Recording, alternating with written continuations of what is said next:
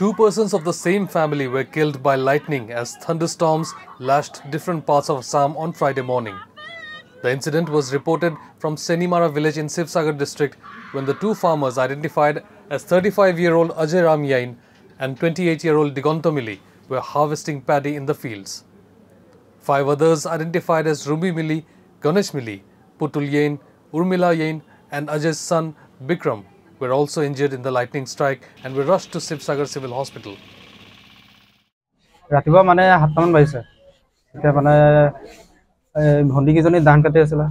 তাৰপিছত বৰষুণ নহা আগতে মুঠিকিটা মানে ভিতৰলৈ ভৰাম বুলি ভাবিছিল তেতিয়া পটকে ঢেৰকনি বিজুলী আহিলে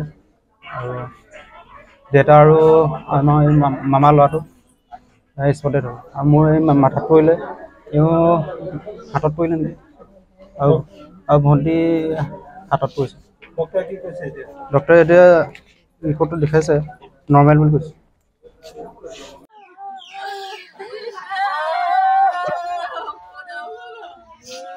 Meanwhile, a pall of gloom has descended upon the village and the family members of the deceased.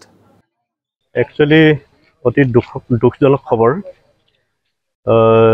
বহুদিন বৰষুণো দিয়া নাছিলে আজি আমাৰ এই অঞ্চলত মেঘে ঢেৰেকনিৰে বৰষুণ জাক আহিছিল আমি ভাল পাইছিলোঁ কিন্তু ইয়াতে আমাৰ দুখ বাৰ্তা এটা আমি হঠাতে শুনিবলৈ পাই মৰ্মাহত হৈছোঁ চেনিমৰাবাসী ৰাইজ আৰু এই অঞ্চলৰ ৰাইজে মৰ্মাহত হৈছোঁ এই বিজুলী ঢেৰেকনিৰ ফলত তেওঁলোকে বড়ো ধানৰ খেতি চপাওঁতে চেনিমৰা গাঁৱৰ দুগৰাকী ব্যক্তি থিতাতে নিহত হৈছে বজ্ৰপাত পৰি দিগন্ত মিলি আৰু অজৰাম য়েং Sivsagar MLA Akhil Gogoi, along with police and officials of the Disaster Management Authority, arrived at the village to assess the situation. Speaking to the media, Gogoi mentioned that immediate measures will be taken to provide compensation to the family members of the deceased. এতিয়া অজৰাম তেখেতৰ ইয়েনৰ পৰিয়াল তেওঁলোকৰ পৰিয়ালটো নিথৰুৱা হৈ গ'ল কাৰণ তেওঁলোকৰ পৰিয়ালত আৰু ইনকাম কৰা কোনো মানুহ নাই গতিকে মোৰ প্ৰাথমিক দায়িত্ব হিচাপত পৰিয়ালটোৰ যেটো চিকিৎসা ব্যয় হেতু বহন কৰিছো